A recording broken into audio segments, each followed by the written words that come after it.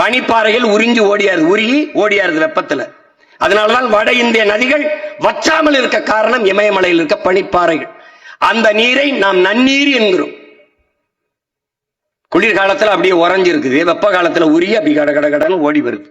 அதனாலதான் கங்கை, இந்த பிரம்மபுத்திரா போன்ற நதிகள் எல்லாம் வற்றாமல் இருக்கிறது காரணம் தான். அதையும் அப்பா 2030, அதுக்கு ரொம்ப காலம் இல்ல, இப்ப 26 ஆகப்போது, 25 முடியுது. அவர் சொன்ன கணக்குப்படி 4 ஆண்டு இருக்கு.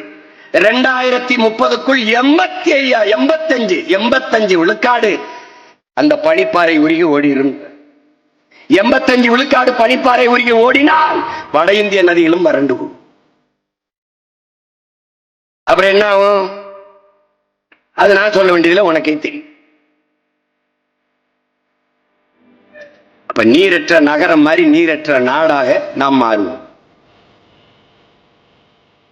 அப்ப புவி வெப்பமாவதனால் மிகப்பெரிய பேரழிவை நோக்கி இந்த பூமி, இந்த உயிரினங்கள் போகும். அதுக்கு என்ன வழி இருக்குது அப்படின்னா, முதல்ல இந்த பூமியை, காற்றை, நிலத்தை, நீரை நஞ்சாக்குகிற நச்சு ஆலைகளை நிறுத்தணும்.